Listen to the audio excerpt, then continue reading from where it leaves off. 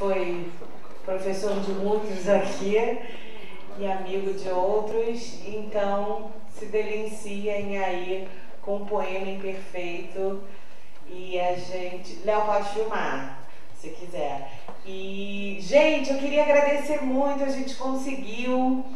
Estamos pagando as diárias graças à GEVAP, né, o Comitê de Bacias do Léo, que está fazendo todo o documentário, e isso vai estar no YouTube pra gente, de graça, para todo mundo, né? Como deve ser a ciência. Obrigada, Léo, obrigada ao comitê e bom deleite, porque é delicioso.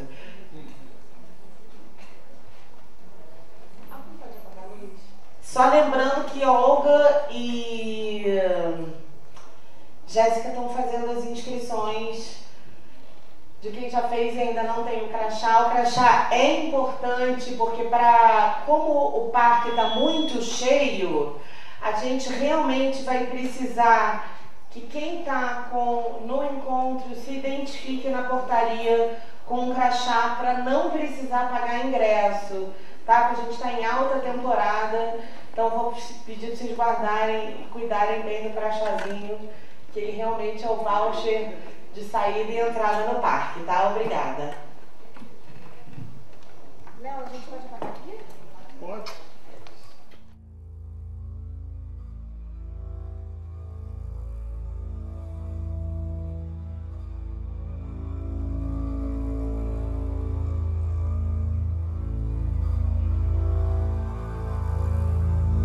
Eu faço imensos sacrifícios para conhecer todos os fenômenos da primavera, pensando que eu tenho aqui o poema inteiro. E então, para o meu desapontamento, eu ouço que é apenas uma cópia imperfeita a que eu possuo e li. Que meus ancestrais rasgaram muitas das primeiras folhas e passagens mais grandiosas. Eu não gostaria de pensar que algum semideus tivesse vindo antes de mim e escolhido para si algumas das melhores estrelas. Eu quero conhecer um paraíso inteiro e uma terra inteira.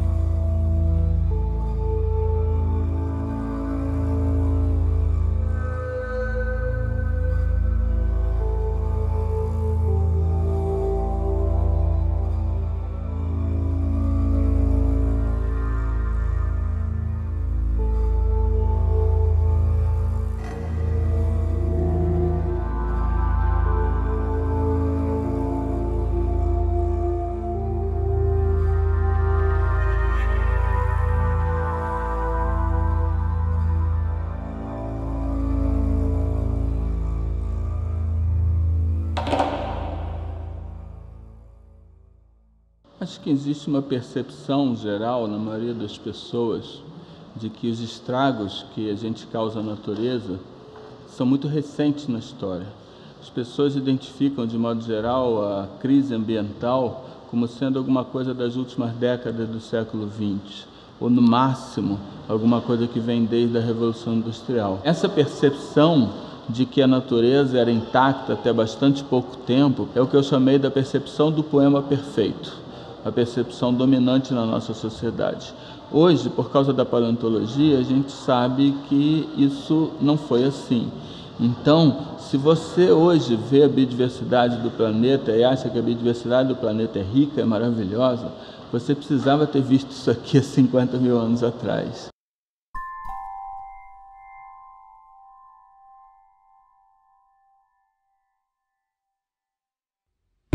Na Austrália, havia Diprotodon, um marsupial parecido com um hipopótamo, com 2 toneladas. Procoptodon, um canguru de focinho curto de meia tonelada. E Thylacoleo, um leão marsupial. Os humanos saíram da África há cerca de 100 mil anos e colonizaram todo o sul da Ásia.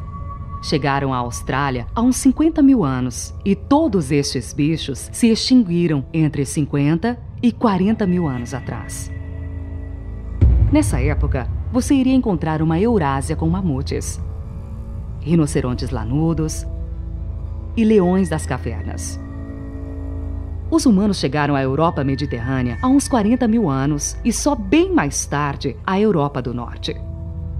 Correspondentemente, esses bichos se extinguiram entre uns 30 e poucos e 26 mil anos no sul e entre 14 e 10 mil anos no norte do continente. Na América do Norte, haviam outros grandes elefantes que eram os mastodontes e os famosos tigres de dentes de sabre. A América foi alcançada pelo Estreito de Bering há uns 15 mil anos e as extinções da América do Norte ocorreram entre 13 mil e poucos e uns 10 mil anos atrás. Na América do Sul, você iria encontrar várias espécies de preguiças gigantes e as maiores com 6 metros de altura. Gliptodontes, que pareciam tatus de 2 toneladas. Toxodontes, que pertenciam a uma ordem de mamíferos hoje extinta, os Notungulata. E Macrauchenia, que pertencia à ordem Litopterna, também desaparecida. Quando chegaram na América do Sul, os humanos avançaram muito mais rápido a oeste dos Andes e mais devagar através da Amazônia. Coincidentemente, o sudeste do continente foi o último local onde esses bichos se extinguiram há uns 8 mil anos. Em Madagascar, você encontraria Arqueoendres, um lémur de chão do tamanho de um gorila que desapareceu há 2 mil anos. E Epiornis, uma ave não voadora de meia tonelada que desapareceu há uns 500 anos. E na Nova Zelândia, você iria encontrar várias espécies de moas, os maiores, com 3 metros de altura. E a águia de Haste, uma gigantesca ave de rapina que predava moas e que se extinguiu juntamente com eles há apenas uns 500 anos. Por que as extinções nas ilhas foram tão mais recentes? Porque o homem chegou mais tarde nas ilhas.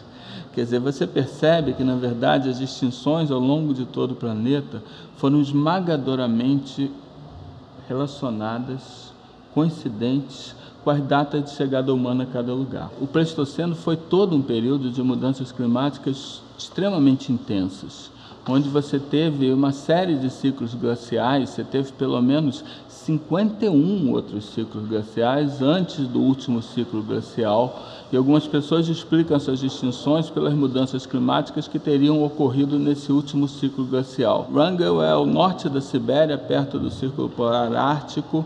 St. Paul é perto do Alasca, são lugares extremamente inóspitos, especialmente Wrangell, que chega a temperaturas de menos 60. E você tem uma extinção de mamute em St. Paul há 5 mil anos atrás, em Wrangell há 4 mil anos atrás. Quer dizer, o Holoceno, o período geológico atual de clima relativamente estável em que nós estamos, começou há 10 mil anos atrás. Como é que você vai explicar que elefantes em ilhas sobreviveram vários milhares de anos depois do fim do Pleistoceno para se extinguir no meio do Holoceno quando o clima estava mais favorável? E o mesmo aconteceu no Caribe, por exemplo. No Caribe você tem preguiças gigantes em várias ilhas datadas de 5 mil e poucos anos atrás, quer dizer, do meio do Holoceno. Você tem preguiça gigante em Cuba, datada de 4.400 anos atrás. Enquanto preguiça gigante na América do Norte, em frente de Cuba, se extinguiu há mais de 10 mil anos atrás. E por que em Cuba sobreviveu até 4.400? Hoje em dia não tem mais ninguém que escreva para defender apenas o clima sozinho. O que você tem as pessoas defendendo é ou o papel preponderante dos humanos, ou, na verdade, os dois fatores em combinação. E quando você analisa a importância dos dois fatores, normalmente o fator humano é muito mais forte. É bem conhecido em biologia que existe uma correlação muito sólida, inversa, entre o tamanho corporal e o potencial reprodutivo. Bichos maiores reproduzem pouco, por isso eles são demograficamente frágeis. Os bichos que se foram, os bichos grandes, foram os bichos que não podiam aguentar uma caça forte por causa do seu baixo potencial reprodutivo. E se hoje esses bichos só existem na África, A explicação correta não é porque a África é o único continente que tem esses bichos. A explicação correta é, eles só sobraram na África. Porque a África é o berço de origem da nossa própria espécie e de todos os hominídeos, quer dizer, nossos antepassados mais distantes, como australopitecos, Homo erectus, etc. Então você tem australopitecíneos na África há mais de 4 milhões de anos. E que certamente caçavam com ferramentas muito mais primitivas e com táticas muito mais primitivas, numa época que as linguagens humanas não eram tão desenvolvidas nem nada disso. Então, naturalmente, você teve na África um grande processo de coevolução, um longo processo de coevolução entre os hominídeos e esses grandes animais. E esses grandes animais tiveram farto tempo para desenvolver instintos, para perceber que aquele ser bípede não tão grande assim era perigoso.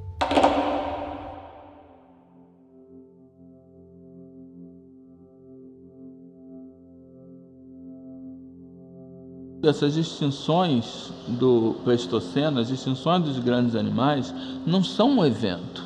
Eles são apenas o início de um contínuo de extinções que segue até hoje. A vaca marinha de Steller era um peixe-boi gigante que existia nas Ilhas Commander, ao largo da Sibéria. A sua descoberta, em 1741, desencadeou uma corrida pelas peles, carne e óleo desse bicho manso, que ficava boiando na superfície e que as pessoas arpoavam à vontade. Esse animal foi extinto por nós em 1768, apenas 27 anos depois de ter sido descoberto. Qual é o status de conservação hoje da espécie de ave mais abundante do planeta Terra no século XIX? E pode ser surpreendente para muita gente que a resposta a essa pergunta é extinta. A espécie de ave mais abundante do planeta Terra no século XIX era a pomba migratória. Colônias de nidificação com centenas ou milhares de pombas em cada árvore e colônias de nidificação com uma única colônia com 180 quilômetros de comprimento. Havia torneios de tiro nos Estados Unidos no século XIX em que o prêmio seria dado ao primeiro cara que trouxesse 30 mil corpos de pombas migratórias. E quando chegou perto do final do século XIX, começaram a haver alertas. Gente, a gente precisa moderar o uso da pomba migratória, essa exploração, porque desse jeito um dia isso vai acabar. A reação a esse tipo de comentário na época foi que as pessoas riram desse comentário. Da mesma forma que a gente faz hoje em dia com a Amazônia. A Amazônia é grande demais, nunca vai acabar, nunca vão destruir aquilo. Acabar a pomba migratória, quanta outra. Mas o inacreditável aconteceu. 1º de setembro de 1914, Marta, a última pomba migratória, morreu no zoológico de Cincinnati. Se extinguia a espécie de ave mais abundante da Terra no século XIX. Outro caso muito impressionante é o do tilacino, o lobo da Tasmânia. Um marsupial que tinha uma similaridade impressionante com os cachorros e que foi extinto por política pública. Como o bicho caçava ovelhas, o governo da Tasmânia implementou um sistema de recompensas para quem trouxesse tilacínios mortos.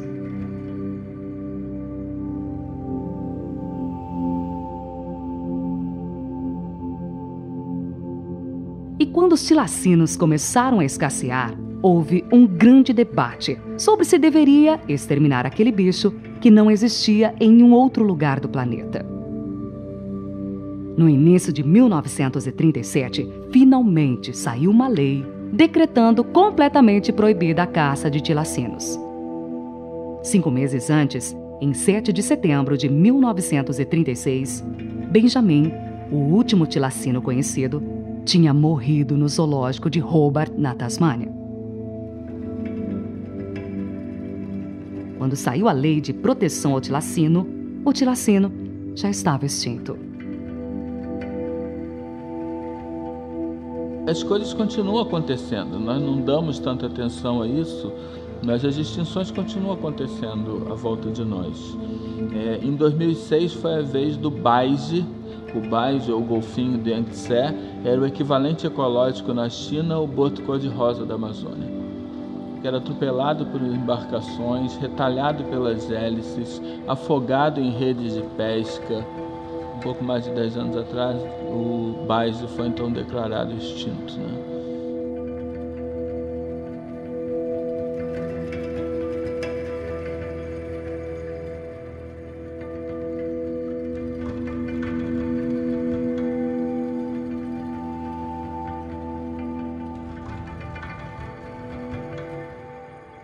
Por que a nossa cultura ela tem tanta dificuldade de ver essas coisas? Também porque a gente achar que a gente causou relativamente pouco impacto à natureza é muito mais cômodo, porque aí a gente se exime da responsabilidade de ter que fazer mudanças profundas no nosso modo de vida.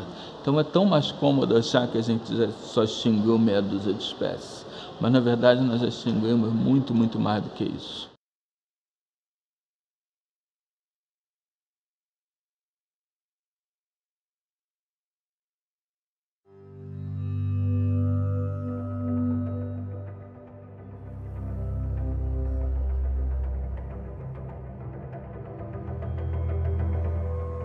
Antes de serem colonizados pelos humanos, os habitats naturais cobriam gigantescas extensões contínuas.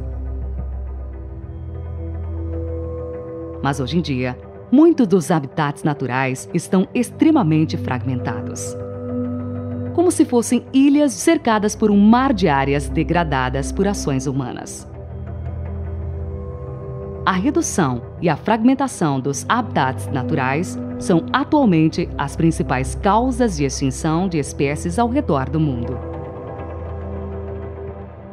Mesmo muitas das florestas que restam, aquelas florestas que hoje nós teríamos a expectativa que essas florestas estariam cheias de bichos, essa expectativa hoje é cada vez mais ingênua. Que muitas dessas florestas são florestas onde os grandes animais, de grande porte, já foram todos exterminados por caça, tanto comercial como subsistência. Entre 1962 e 1967, foram exportados legalmente, em um único porto fluvial da Amazônia peruana, 183 mil macacos vivos, 149 mil peles de jacaré, 50 mil peles de lontra e ariranha, 71 mil peles de jaguatirica, 5.300 peles de onça-pintada, 929 mil porcos do mato e 169 mil veados. Ou seja, mais de 1,5 milhão de animais em apenas 5 anos. E estes números representam somente a caça registrada legalmente. Estima-se que a caça ilegal triplique esse número. A gente ainda tem esse hábito de ver grandes florestas nas imagens de satélite e achar ali tem muita vida e tudo, mas muitas vezes isso não é verdade. Nós esvaziamos a floresta, os poucos bichos que ainda estão lá são bichos que nós selecionamos ao longo do tempo para aprender a evitar a gente.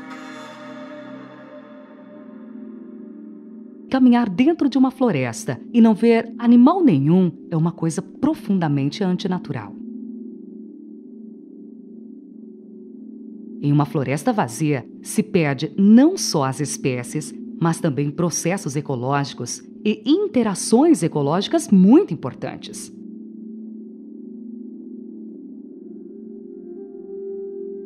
As árvores de florestas maduras que tanto admiramos, quase todas elas têm as suas sementes dispersadas por animais. Animais frugívoros, que consomem seus frutos e que dispersam as suas sementes. Alguns deles, como as cutias, até enterram as sementes em condições favoráveis para germinar. Esses animais são necessários para manter a reprodução dessas árvores. Então, uma floresta sem animais dentro, uma floresta vazia, é uma floresta sem futuro. Um dos grandes objetivos atuais da biologia da conservação é, dentro do possível, reverter a floresta vazia através da reintrodução de espécies, da refaunação, que é a reconstrução de faunas, São atividades que não são fáceis, não é fácil restabelecer uma população, mas pelo menos é alguma coisa, uma agenda positiva que a gente pode tentar. Preencher com vida a floresta vazia, reconstruir muitas das coisas que a gente já perdeu.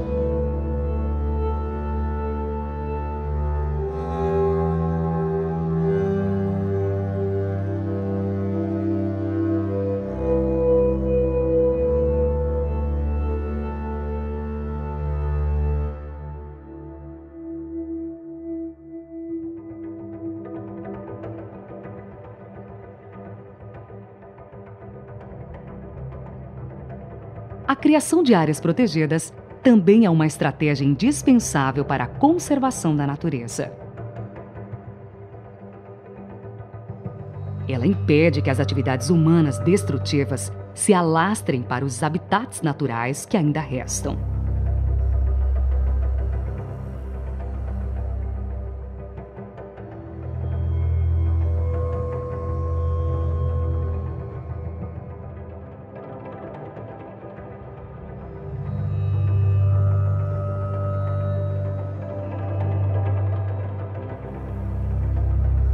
Quanto maior for uma área protegida, maior a sua capacidade de manter populações viáveis de animais de grande porte.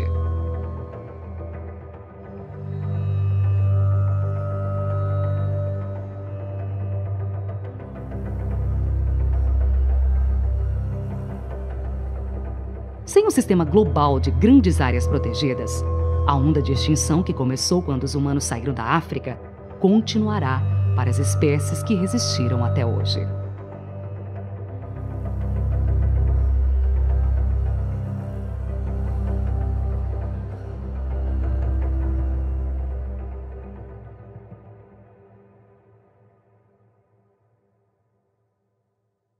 Problemas ambientais nascem em situações que o benefício é individualizado e o prejuízo é coletivizado. É muito difícil você encontrar um problema ambiental que não se enquadre nessa situação.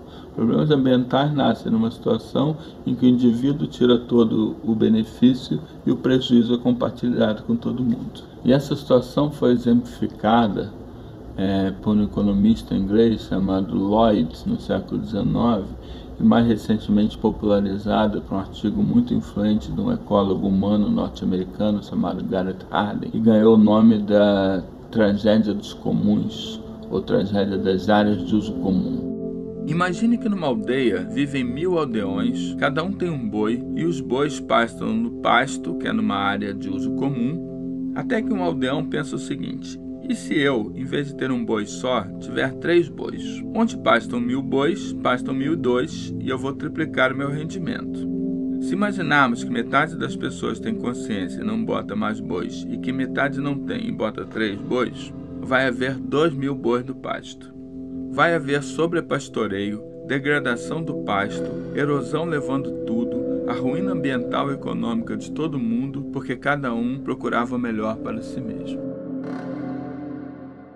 Nos últimos anos, tem se intensificado muito uma revolução na nossa maneira de perceber a história, porque tem se percebido muito mais que as questões ambientais podem ter sido um ator muito importante da história, um fator muito importante determinante dos rumos da história, e que isso tinha sido subestimado até então. Um marco bastante importante, por exemplo, foi a publicação do livro Colapso, por Jared Diamond, que foi publicado em 2005. E o Colapso, ele foi bastante revolucionário ao propor que várias civilizações do passado tinham colapsado e desaparecido por terem sido incapazes de lidar com os problemas ambientais que tiveram. Um dos exemplos de colapso é o desaparecimento da cultura dos Anasazi, no sudoeste dos Estados Unidos. Nos pueblos construídos pelos Anasazi foram encontrados os maiores edifícios das Américas antes dos arranha-céus do final do século XIX. O maior deles tinha 200 metros de comprimento, 95 metros de largura e 5 andares. A estrutura interna e os próprios tetos dessas gigantescas construções de pedra, no meio do deserto, eram feitas com centenas de milhares de troncos de uma conífera chamada Pinus ponderosa. Mas de onde tinha vindo toda essa madeira? Foi um dos grandes enigmas da arqueologia, até que a resposta veio do mais inesperado dos caminhos: a paleopalinologia, o estudo do pólen fóssil. E o estudo do pólen fóssil deu a mais desconcertante das respostas. A madeira tinha vindo dali mesmo. Quando foram construídos, os pueblos eram cercados por uma luxuriante floresta temperada úmida de Pinus ponderosa. Essa floresta foi destruída para livrar o solo para a agricultura e para a construção dos próprios pueblos. Os Anasazi foram derrotados por um deserto que eles mesmos criaram. No passado, o que nós tínhamos? Nós tínhamos civilizações que ocorriam em lugares particulares. Os destinos de cada uma dessas coisas eram, grande parte, isolados uns dos outros. Isso tudo dependeu de como cada uma soube lidar com seus problemas ambientais. Agora, hoje em dia, nós somos uma civilização única. Nós estamos num planeta completamente interligado e as consequências do que nós fazemos alcançam uma escala planetária. A poluição não tem fronteiras, está aí para todos nós. A mudança climática afeta o planeta inteiro. A biodiversidade resta em poucos lugares. Hoje em dia, se a gente não souber cuidar bem do ambiente, nosso colapso vai ser único. Vai ser para todos nós, né? Então...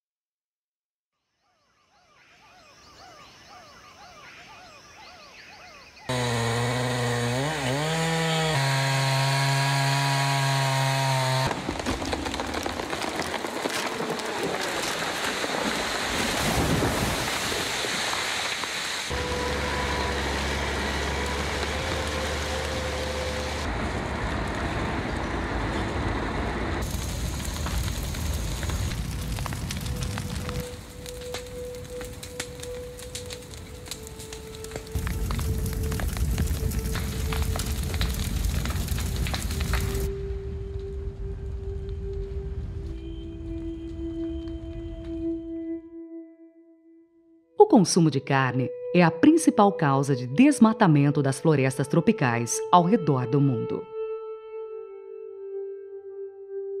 Para além da floresta ser transformada em pasto de gado livre, também é transformada em cultura extensiva de soja e milho, destinados à alimentação de todos os animais confinados para o consumo humano. A carne de um animal gera apenas 1/10 das calorias que ele ingere. Por isso, uma dieta à base de plantas requer 10 vezes menos área desmatada. Reduzir o consumo de carne é algo que todos nós podemos fazer para minimizar o nosso impacto sobre os habitats naturais.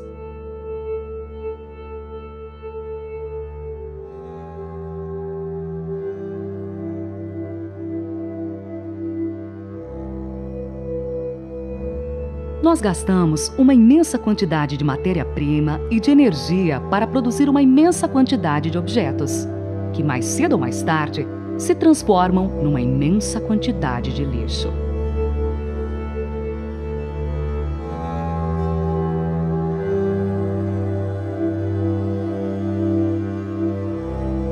Recusar plástico descartável, como sacolas, copos, talheres e canudos, é outra coisa que todos nós podemos fazer para reduzir o nosso impacto no planeta.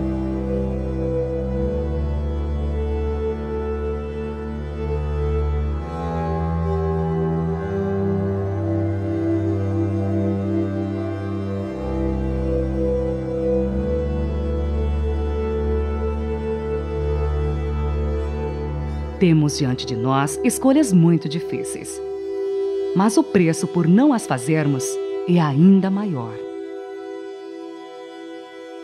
A nossa cultura, à medida que as pessoas ganham, eu espero, uma maior consciência das questões ambientais, a nossa cultura pode fazer que certos extremos de consumo se tornem inaceitáveis. Henri Thoreau, ele escreveu uma das frases mais maravilhosas que eu já vi alguém escrever sobre isso. O homem mais rico é aquele cujos prazeres são mais baratos. Porque a acumulação de bens é uma maneira de nos fazer felizes. Mas se nós temos outras maneiras de nos fazer felizes que não precisam disso, nós não vamos sentir a mínima falta da acumulação de bens. Ninguém pode estar em situação melhor do que quem esteja feliz. Agora a questão é, de quanto a gente precisa para ser feliz? O que a gente realmente quer? O que a gente realmente precisa para isso?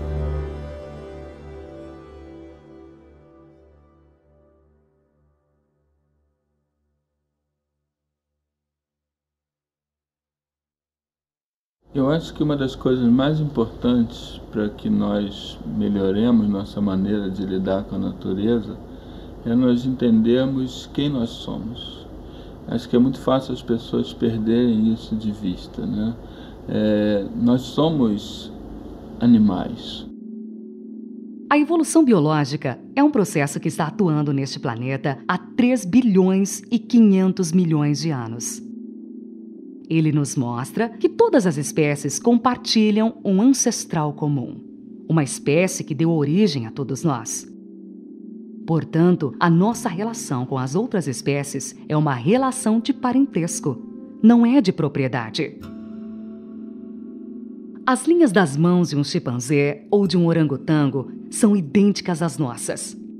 Eles têm comportamentos e emoções como os nossos.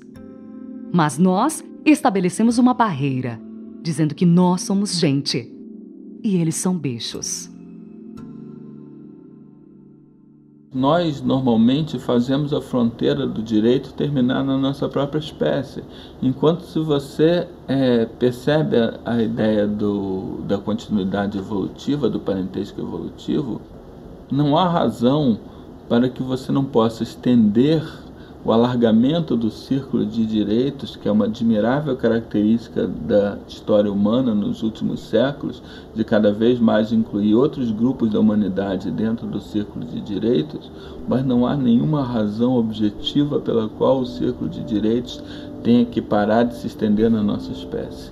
Ele pode e deve se estender incluindo outras espécies, ou seja, outras espécies também têm direito à vida, independente de utilidade a gente. Para nós, tem direito à vida como nós, por si mesmos, como qualquer ser vivo tem direito à vida também.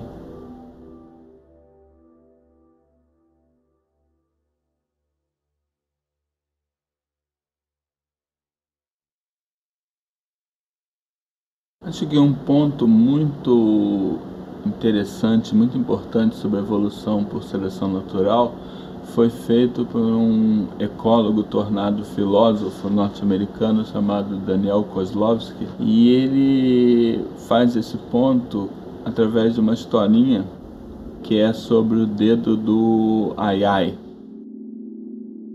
O Ai-Ai é um primata de Madagascar que tem o dedo médio das patas dianteiras muito alongado em relação aos outros.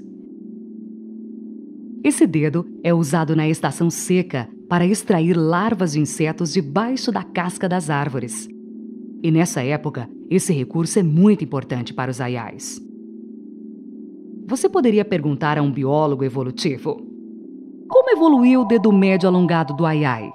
E ele responderia assim: havia dentro da população de Ai-Ais variação no tamanho dos dedos médios. Aqueles indivíduos que tinham um dedo médio um pouco mais alongado foram mais bem-sucedidos a extrair os invertebrados debaixo da casca das árvores, se alimentaram melhor, puderam se reproduzir melhor e passar mais genes para as gerações seguintes. E, portanto, o caráter dedo médio alongado se espalhou na população de Ai-Ais. Depois, você poderia lhe perguntar: mas por que evoluiu o dedo médio alongado do Ai-Ai? E ele lhe daria exatamente a mesma resposta.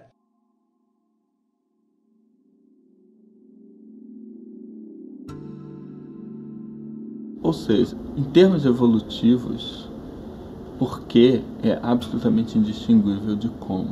Esse como é o porquê de todas as espécies, inclusive de nós. Nós não aparecemos aqui porque nós fomos feitos para dominar o mundo e fazer com que todas as outras espécies trabalhassem para a gente e servissem a gente. Nós viemos parar aqui pelo mesmo porquê de qualquer outra espécie, pelo como da evolução.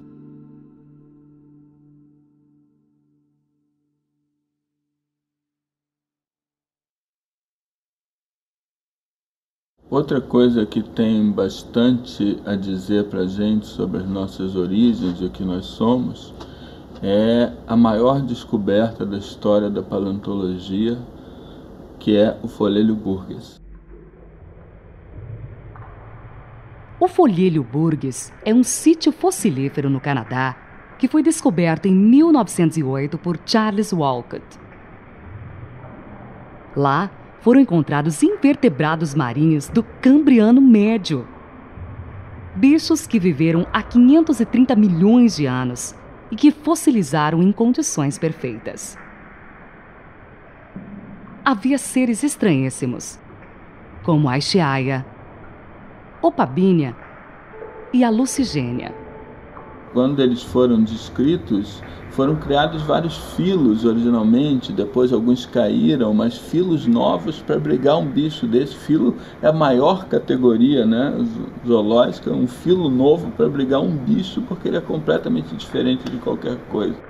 Mas no meio desses bichos esquisitos, também havia bichos que se encaixavam em filos bem conhecidos. Artrópodes, o grupo dos insetos. Anelídeos, o grupo das minhocas.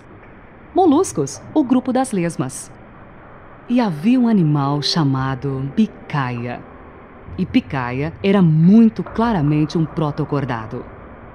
Nós pertencemos à classe dos mamíferos do filo dos cordados. Picaia era o representante de nós, dos futuros vertebrados do Cambriano Médio.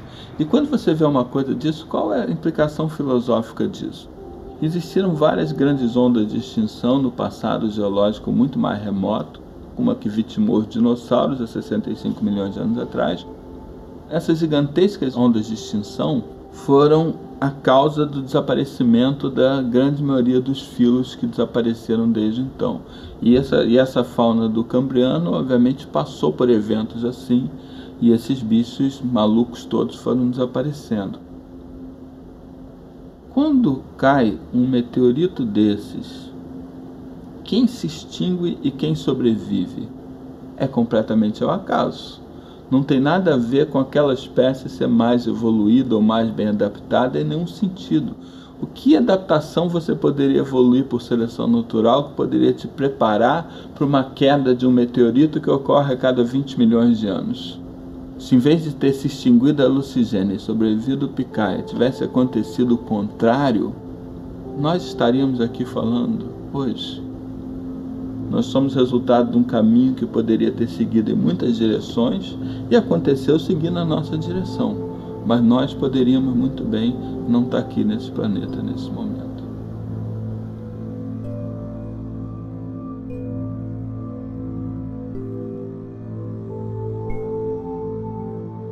O homem, por fim, sabe que ele está só na imensidão indiferente do universo, da qual ele emergiu por acaso.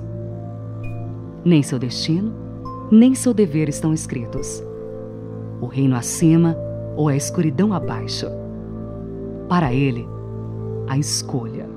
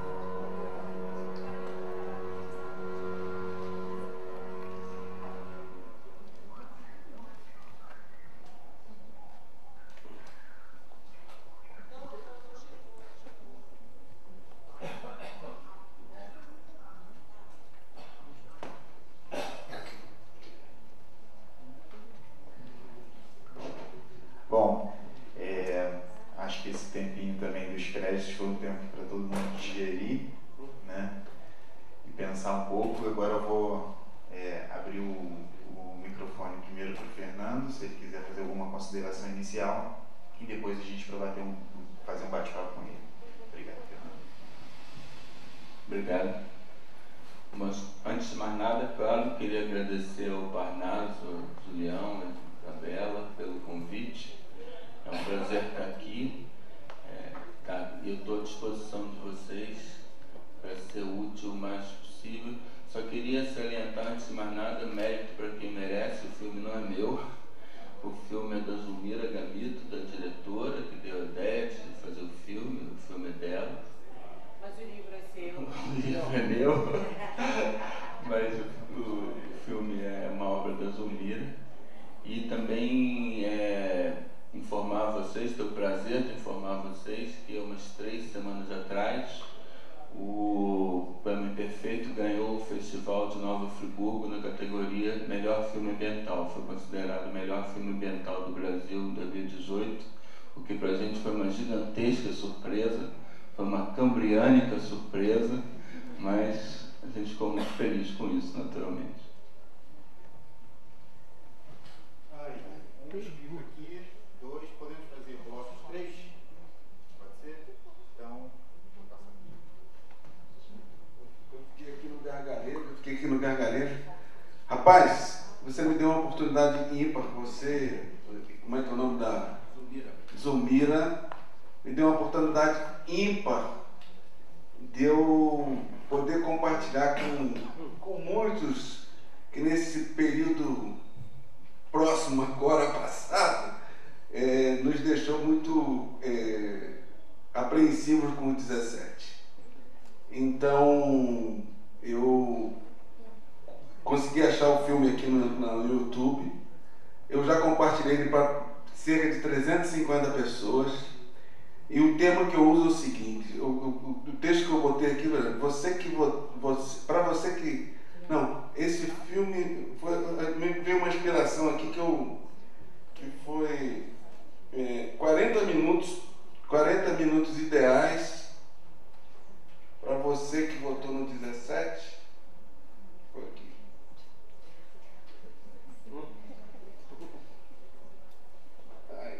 40 minutos ideais para despertar aqueles que apontaram no 17. Hoje também sou 17. ODS. A ODS 17 nos diz que nós precisamos trabalhar em parcerias para buscar as implementações. Então, cara, muito obrigado. Obrigado a você.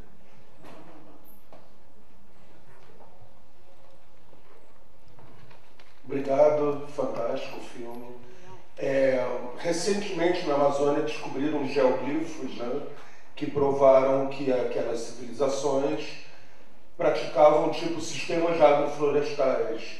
E a gente está vendo uma força aí também demonstrando que alguns povos tradicionais viviam em um certo equilíbrio com a natureza. A gente pode afirmar hoje que o nosso maior inimigo seria os agronegócios e a nossa grande saída seria o desenvolvimento dos sistemas agroflorestais, da agroecologia, da produção orgânica. A gente pode talvez apontar esse caminho. Você concorda?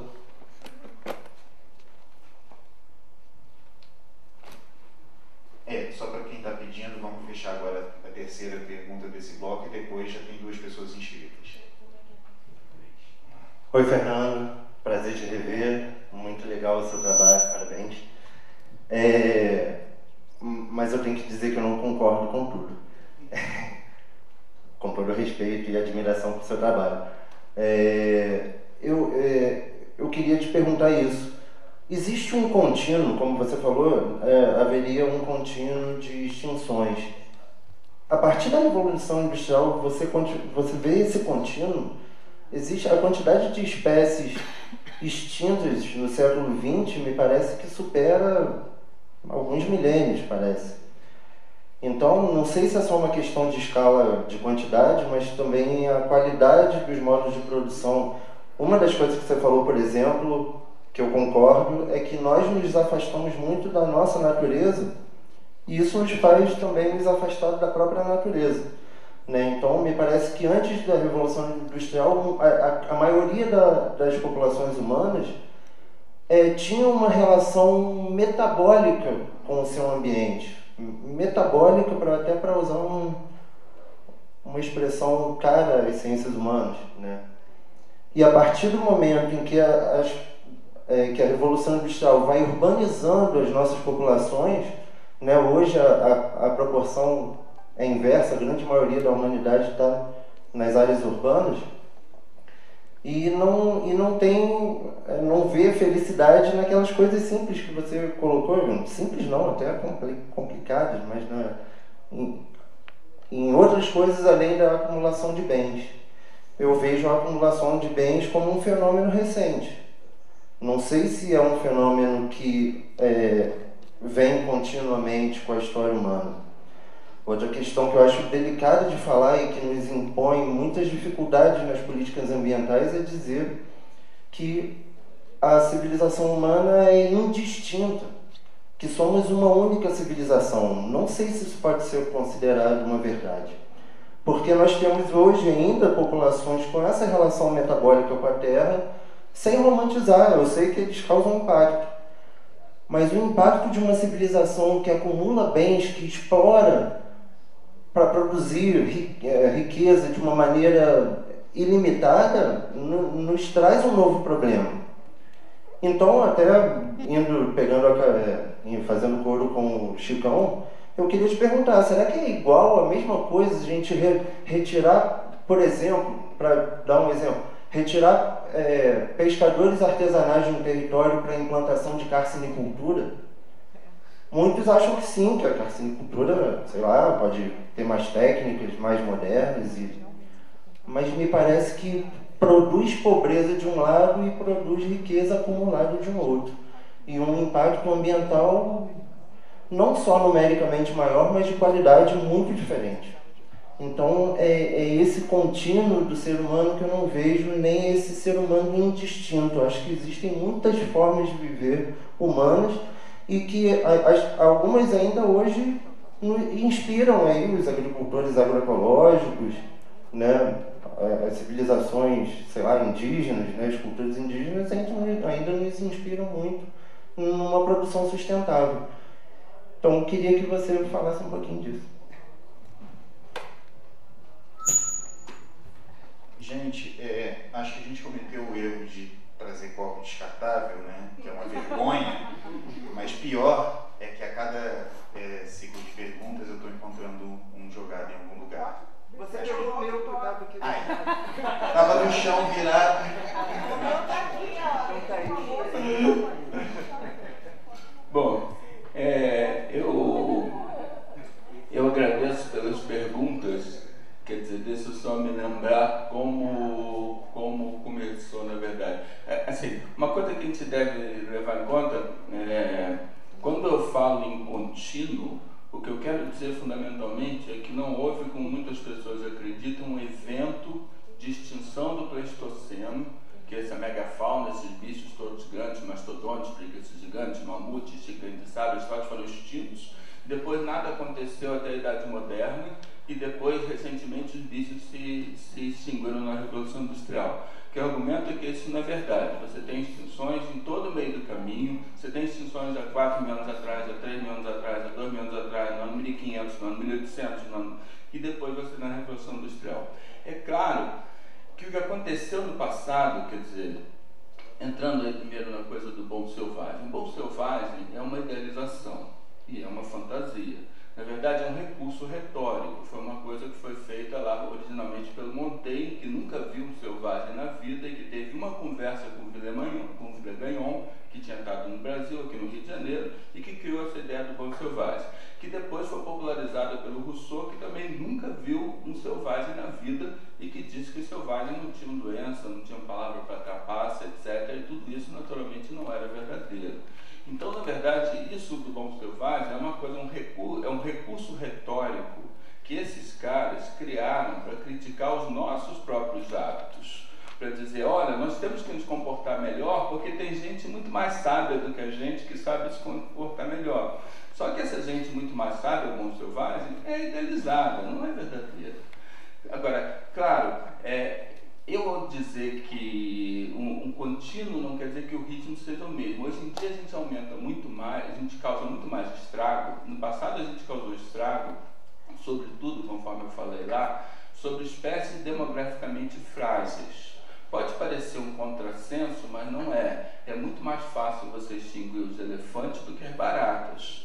É muito mais fácil você matar uma barata do que um elefante. Mas o problema é que elefantes têm uma população pequena que se renova muito devagar, tem um tempo de vida longo e tem poucos filhotes. Então, se alguém do maluco decretasse vamos extinguir o elefante africano da face da terra, eu te garanto que isso seria infinitamente mais fácil do que se alguém decretasse vamos extinguir baratas domésticas da face da terra. Você não ia conseguir isso, por causa do potencial reprodutivo delas. Então, no passado, a gente causou impacto sobre as espécies frágeis. No século XX, a gente tem taxas de extinção maior. Concordo com vocês, taxas de extinção são maiores. Aí a gente está chegando justamente até espécies que são menos vulneráveis. Nós estamos chegando às espécies de pequenos mamíferos, de morcegos, de aves, de anfíbios, aceleradamente, de insetos, de espécies que são menos vulneráveis. Por quê? Porque nós temos uma sociedade com uma população gigantesca, que é o fator que a gente sempre esquece. A gente compara a história esquecendo que no ano 1000 você tinha uma população que eram 80 avos da população atual. É claro que isso faz toda a diferença, embora isso tenha saído de moda na discussão. E o impacto é a população multiplicada pelo nível de consumo de cada pessoa. Então, você tem uma população 80 vezes maior do que você tinha mil anos atrás, com um nível de consumo muito maior, é claro que seu impacto é muito maior. Agora, o nível de consumo não deixou de ser alcançado antes porque a acumulação de bens não foi importante. Deixou de ser alcançado antes porque não havia condições tecnológicas para tal. Você vai dizer, hoje em dia existe uma cultura que favorece a acumulação de bens, vai ver lá se os faraós não acumulavam tantos bens quanto eles conseguiam. Se qualquer um tivesse poder naquela época de Egito, de Grécia, de Roma, do que você quiser, não acumulava uma imensa quantidade de bens dentro do que era possível. Vai dizer que Luís XIV, que é pré-revolução industrial, não era um gigantesco acumulador de bens. Nos povos norte-americanos da costa pacífica, você tem potlatch, que você tem equivalente entre isso a muitos povos indígenas, inclusive na América do Sul, que são festivais de desperdício, em que uma tribo faz uma festa, daí vem aqueles totens, aquele negócio de totem um em cima do outro, não sei o quê, faz um festival que você mostra um consumo que é um consumo absurdo, mais desperdiçador possível, para você impressionar a outra tribo do quanto você tem e é poderoso para eles não te atacarem. E no ano seguinte o convite é reciprocado. Então, quer dizer, na verdade, que nossa civilização acumula muito mais, não que a nossa natureza humana tenha mudado substancialmente, mas porque nós temos meios tecnológicos de produzir muito mais, acumular muito mais. Só que isso, pela primeira vez, a gente tem que repensar esse nosso hábito, porque esse nosso hábito está tendo consequências absolutamente desastrosas, né? Então, o nosso impacto é muito grande. Quanto à questão das civilizações antigas, isso é uma questão muito fascinante. Tem aqueles geoglifos lá no Acre, tem um monte de geoglifos, assim como você tem no Peru e tudo. E tem algumas evidências que ainda não encontrei coisas ainda tão espetaculares quanto eu esperava, mas tem estradas no Pará, em Santarém, por exemplo, estradas de mais de 10 metros de largura de terra, né? Para que você vai ter uma estrada de mais de 10 metros de largura se você tem uma população muito grande?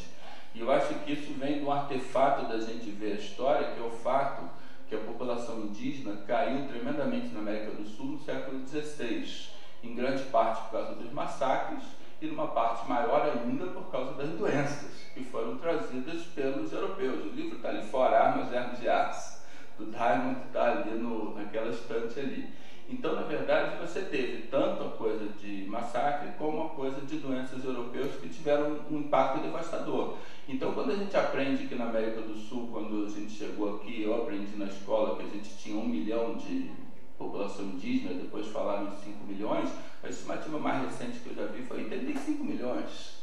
Então, na verdade, você já conheceu as coisas a partir de como eram no século XVIII, século XIX, quando você tem mais relatos dos naturalistas, as populações eram muito baixas. Certamente já houve povos aqui com civilizações mais avançadas, e com mais avançadas não estou falando nada de disco voador não, pelo amor de Deus, não.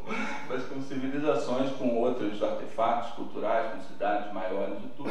E isso tudo se perdeu na memória sem registro escrito. É uma história fascinante. Agora, quanto à agroecologia, obviamente pode ser interessante para a conservação e ela tem impacto menor que a agricultura tradicional. Assim, eu não estou convencido que possa resolver todos os problemas. A gente sempre deve perceber que essas coisas são muito amplas. Inclusive, quer dizer, eu posso ter dado a falsa impressão num filme de 40 minutos que eu considero tudo igual, não é tudo igual. Povos diferentes têm impactos diferentes, culturas diferentes têm impactos diferentes em todos os matizes, né? A gente está falando aqui, por exemplo, de conservação, a gente fala cada vez mais de conservação, o Ministério do Meio Ambiente, um monte de ONGs, etc., fala cada vez mais. Ao mesmo tempo, a gente vive ao lado do mundo islâmico que está se lixando para a conservação solenemente. Olha o que isso faz com a conservação no mundo islâmico, no mundo de hoje. Então não dá para botar tudo no mesmo saco, né?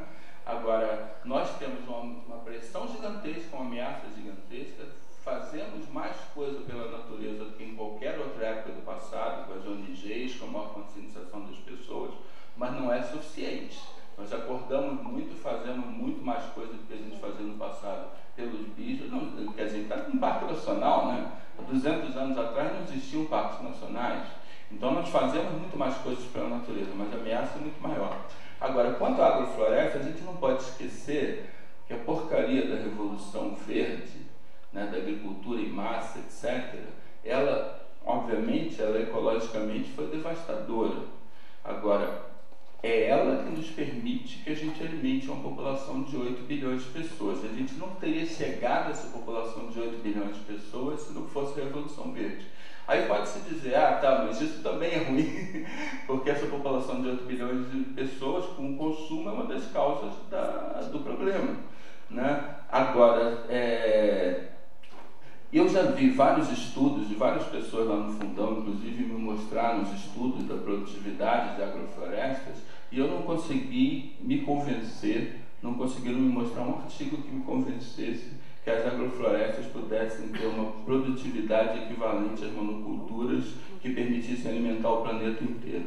Eu acho que isso é uma solução importante para você conservar a biodiversidade nos lugares onde você tem agrofloresta em relação à monocultura, mas se a gente quer ter uma população, se a gente tem uma população de hoje quase 8 bilhões, crescendo 90 milhões por ano, e se a gente não consegue projetar uma estabilização da população antes de 10 bilhões, nós precisamos de agricultura em massa.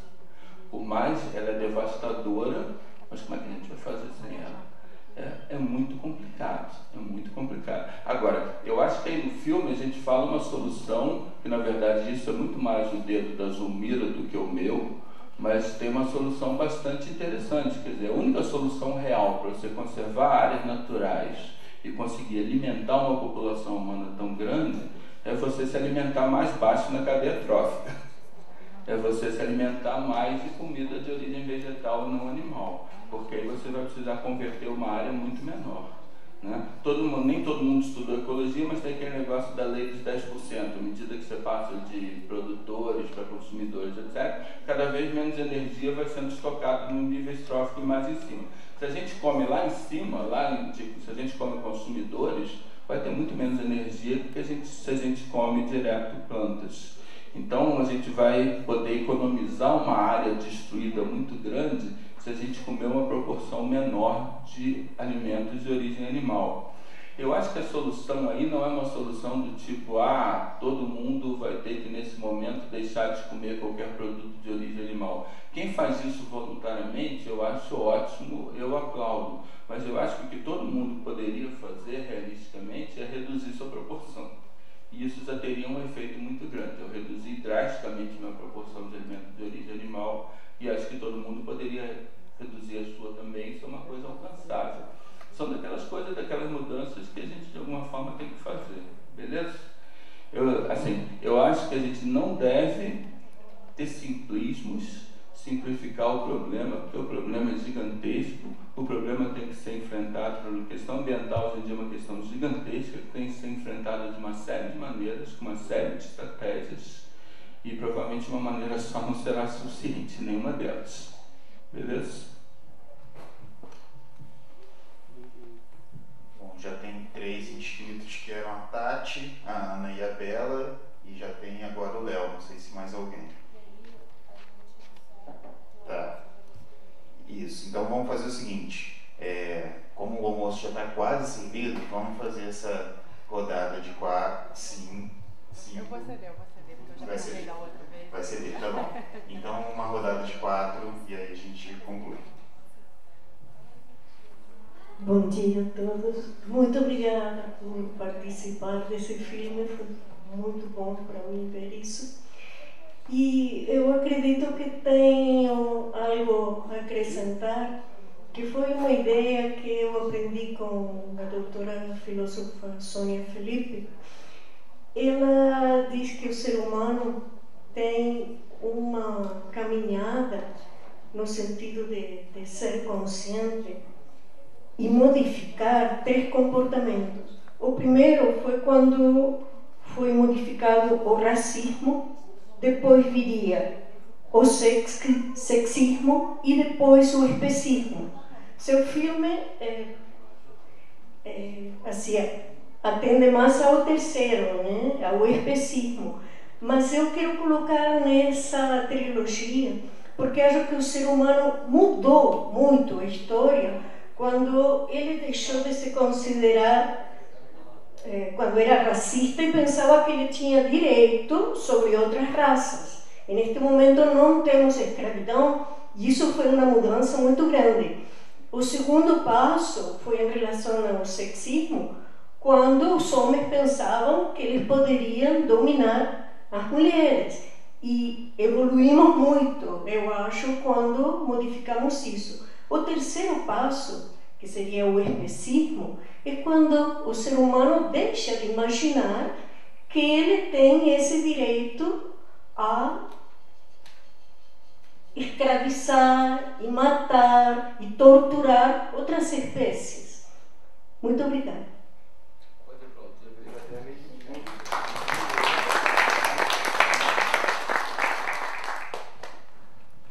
Eu, na verdade, queria pontuar e agradecer. Eu sempre emociono com as tuas falas. Eu acho que é muito bom ver isso e repensar muitas coisas. Principalmente, eu gosto muito de falar. Eu vou falar hoje várias vezes, depois a gente tem uma mesa, e que eu queria lembrar para as pessoas até. A gente vai conversar sobre sociodiversidade e gestão na relação com comunidades e biodiversidade. Eu acho que vai ser bem a continuação dessa conversa que a gente está tendo aqui. Miséria é miséria em qualquer canto, riquezas são diferentes, né? Mas o que eu quero pontuar tem a ver com divulgação científica. E eu acho que o filme, infelizmente o livro não é uma coisa tão acessível para a maioria, né, de quantos milhões de pessoas que a gente tem no Brasil? 208 milhões de pessoas. Talvez o livro não seja tão acessível, não, né, no sentido das pessoas lerem. Mas o filme é muito acessível, né? Então, além de informação, e não pensando que as pessoas são esses receptáculos vazios, né, que só está esperando conhecimento, mas eu acho que pensar mesmo em divulgação e comunicação com a sociedade é um papel que o teu filme se presta muito, porque faz muito pensar, né? Eu queria saber se você já apresentou ele em comunidades muito pobres, né? Em lugares onde as pessoas trabalham, por exemplo, no campo E se sim, como é que foi a reação das pessoas com esse filme? Obrigada. Fechando, é uma só agora, né? Ah, não, duas. Meu nome é Léo Bettencourt, eu sou documentarista e fiquei muito emocionado desse filme. Inclusive, a gente está vindo numa toada aí, tivemos um encontro de educação ambiental que foi exibido o filme Chico Mendes, O Preço da Floresta. Não sei se você já assistiu. Enfim, a minha pergunta vai um pouco com o da Bela. Eu queria saber sobre de que forma você entende num filme desse como transformador, de que forma na prática, de que forma você se visualiza a transformação, o processo, né, midiático hoje com redes sociais, com YouTube, enfim. De que forma você imagina essa projeção, não só desse filme, mas de determinado tipo de ação de conscientização junto a essas comunidades que a Bela falou, né? E, enfim, de que forma você vê isso? Vou levar aqui o microfone para você. Tem mais um. Não, ele já foi feito. Bom, muito obrigado pelas excelentes perguntas. Antes, deixa eu só comentar a pergunta dela. Eu concordo inteiramente com o que você falou, concordo. Mas queria só acrescentar uma coisa. Sempre na história humana que nós tivemos racismo ou sexismo, nós fizemos isso através de enfatizar a diferença. No século XIX se discutia se negros eram uma espécie diferente de brancos. Darwin enfrentou isso, né? Até a gente argumenta que essa foi a principal causa de vida dele que levou ele a estudar a evolução, mostrar por causa das brigas que ele teve com o Fitzroy no Brasil, demolir a tese da época que negros eram uma espécie diferente. Sempre que a gente quer pegar isso ao tribalismo, você tem um grupo diferente de outra cultura, ou de outra religião, ou de outra cor, ou de outra classe social, ou do que seja, sempre que você quer negar direitos ao outro, o que você faz? Você enfatiza a diferença. Você diz, eles não são humanos, eles são menos do que humanos. É o que a gente faz agora com os animais. Nós somos animais também, mas o que a gente faz? A gente enfatiza a diferença. A gente diz, nós somos diferentes deles. Nós somos gente, nós temos alma, eles não têm, eles são bichos. Eles também não tinha alma. Também não tinha alma. É a mesma estratégia que as sociedades humanas usaram para fazer o racismo, o sexismo, a estratégia que agora nós ainda adotamos com os animais para negar o direito a eles, enfatizar a diferença e não a semelhança. Então acho que a gente tem muito a progredir, tanto moralmente como em termos de conservação, se a gente aprender a enfatizar mais as semelhanças do que as diferenças. Isso dito depois da última campanha eleitoral, acho que isso é ainda mais forte, né? Isso está claro para todo mundo, quanto a gente está sofrendo para enfatizar as diferenças e não as semelhanças. Agora, quanto à questão da divulgação científica, antes de mais nada, só lembrando que o filme não é meu, gente, o filme é da Zulmira. A Zulmira é diretora, é uma obra dela e os direitos sobre o filme são dela. Então, agora a Zulmira, na verdade, quer dizer, ela fez questão de dizer, eu não vou ganhar um centavo com esse filme. Ela teve um patrocínio para fazer o filme, ela sempre fez questão de dizer, ela está seguindo carreira na biologia, ela sempre fez questão de dizer, eu não quero um centavo de lugar nenhum para esse filme. Eu quero que esse filme seja visto pela maior quantidade possível de pessoas.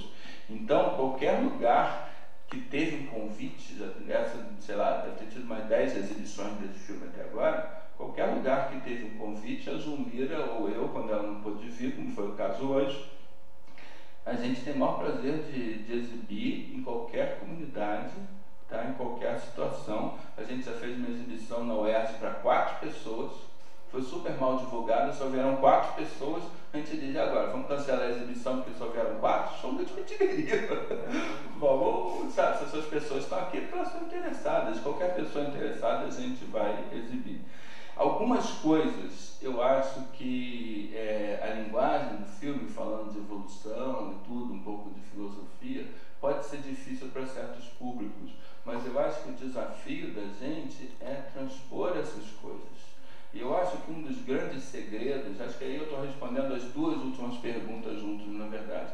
Acho que um dos grandes segredos é: nós vivemos numa sociedade, por razões culturais que a gente pode até discutir, o pós-modernismo, o maldito pós-modernismo e suas influências negativas em tanta coisa. Nós estamos numa sociedade em que a ciência é vista de forma altamente pejorativa. E é alguma coisa inútil, feita por nerds, por pessoas muito esquisitas, né? Eu imagino que eu devo ser uma pessoa extremamente esquisita, né? Que não se importam com a sociedade, que estão de costas para a sociedade, estão se lixando, e tem toda essa coisa aí que é tudo inútil, não é? Não é investimento que o Brasil tem que fazer, é investimento em coisas mais práticas, né? E essa coisa de ciência e tecnologia é uma coisa completamente inútil para o desenvolvimento do país e para a melhoria da condição das pessoas, quando toda e qualquer coisa que melhorou o padrão de vida das pessoas nos últimos 200 anos veio da ciência. Pensem no que vocês quiserem, a começar da eletrônica, todo o celular, computador, internet de vocês, que veio da mecânica quântica, que na década de 30 era mais esotérica das ciências não aplicadas. Vocês lembram disso? Hoje a mecânica quântica responde por 1/3 do PIB do planeta. Tá certo? Então isso é a ciência que nosso país insiste em considerar inútil, né? E as pessoas insistem em se desenvolver, e a gente tentar se desenvolver com o modelo de ser um exportador de commodities agrícolas, quando me mostrem um país do mundo que tenha se tornado desenvolvido, que não seja por investimento maciço na educação e na inovação. Tá? Mostrem um só que tenha se tornado um país desenvolvido como um vendedor de commodities agrícolas. E a gente sempre perdeu isso, e ciência sempre foi a última prioridade. Agora, eu acho que ainda mais nessa cultura que existe, nessa barreira contra a ciência, obviamente isso está cada vez mais estratégico, né? A gente está chegando a um ponto, né, o governo está entrando aí, tem uma ligação radical de ciência, a gente está chegando num ponto que já teve esse ano o primeiro Congresso Brasileiro de Terraplanistas. Não é de terraplanagem não, gente, é de terraplanistas, é de gente que acredita que a Terra é plana, né? Já teve o primeiro Congresso Brasileiro de Terraplanistas esse ano. E, né, vocês estão vendo aí na educação, a pressão para voltar ao criacionismo, essas coisas todas. Então nós estamos retrocedendo rapidamente. Então nesse momento, falar de ciência é cada vez mais estratégico para um mundo melhor. Cada vez mais estratégico para o futuro de todos nós. Eu acho que grande parte do segredo é quebrar essa barreira que ciência não pode ser interessante, que ciência é chata, é coisa de nerd, né? Ciência, eu acho que a ciência, ela pode ser extremamente fascinante, né? Pode ser muito legal, muito interessante nas escolas e tudo, no contato, as próprias pessoas, no próprio Parque Nacional, não sei se no Parque Nacional, terem contato com os bichos. Pegarem um sapinho na mão, pegarem um ratinho na mão, verem essas coisas todas. Eu acho que assim, a gente tem todas as condições de fazer ciência uma coisa muito mais interessante e atraente do que a gente faz. Na palestra da Kátia, a Kátia citou, por exemplo, Stephen Jay Gould. Stephen Jay Gould, quem já leu Stephen Jay Gould, é maravilhoso de ler, é literatura, é espetacular de ler, e é ciência. O cara está falando de ciência e você lê aquilo com prazer completo, né? E sobre as novas mídias, realmente eu tenho que confessar o sentimento de frustração. Depois de 18 anos, o Poema Imperfeito continua sendo reeditado, continua sendo lançado, e em 18 anos vendeu um pouco mais de 8.000 exemplares, menos de 8.500 exemplares. Em 6 meses, o filme tem quase 17.000 visualizações no YouTube, ou seja, o dobro do que o livro fez em 18 anos. Então, na verdade, isso mostra, né, conforme você está falando, nem todo mundo lê o livro, mas isso mostra como a gente precisa, para não perder o bonde, aproveitar, explorar esse potencial das novas mídias, né? E como podia ter um curso, para as pessoas que lidam mais com isso, podia ter um curso de como viralizar. Que eu fico pensando assim, quer dizer, a gente está aqui discutindo esses números, e aquele Psy, aquele músico coreano, que, bom, músico interessante, mas enfim, não é nenhum Beatles, eu acho, pelo menos na minha opinião. Mas o cara chegou lá, aquela música dele, Gangnam Style, aquela música emplacou 6,4 bilhões de visualizações. Sabe o que é 6,4 bilhões de visualizações? Qual o segredo? Na visualizações dessas coisas na internet, elas são extremamente mal distribuídas. A maioria das coisas que você bota lá tem 100 visualizações, tem 200, tem 400, mas algumas têm muitos milhões. Qual é o segredo para que a ciência passe a ter muitos milhões também? Qual é o segredo para viralizar? Isso é uma coisa interessante que a gente precisa aprender. A gente precisa chegar nesse campo que está discutindo as ideias com a sociedade em massa. Eu acho que a gente não pode voltar as costas para essas mídias mais modernas. Eu estou falando isso como teórico, beleza? Eu não tenho nem celular. Eu sou de uma época que essas mídias modernas não existiam, sou extremamente ruim com essas coisas. Mas eu percebo que se a gente quiser ter um efeito, mudar, realmente ter uma mudança grande na sociedade, a gente precisa explorar esse caminho para poder chegar a muito mais gente. Não sei se eu respondi, mas...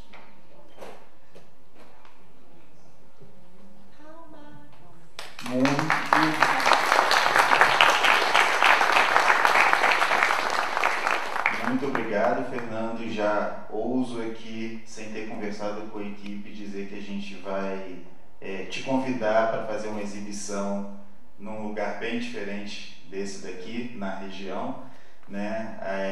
Até porque a gente pode fazer isso, mas é importante a sua presença, a presença da Zulmira. A gente sabe do impacto que isso tem em você e naquelas pessoas que vão estar lá. Então, imagino que em breve, ano que vem, já aproveito para anunciar, o Parnaso faz 80 anos, né? A gente espera ter uma série de comemorações, uma série de ampliações do que acontece aqui dentro, né? Amplificando o debate, né? Não só, como a Kátia falou, não é só levar conhecimento, é discutir, ser pautado também, né? Muitas vezes a gente tem um grupo aqui, Bela, Marquinhos, fazem parte da coordenação de educação ambiental e participação social, então é uma coisa que é diferente, a gente tem que sair daqui e conversar lá fora também.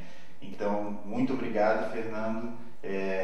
Espero que a gente tenha aproveitado bem. A Bela tem uns informes aqui e um presente. Na verdade,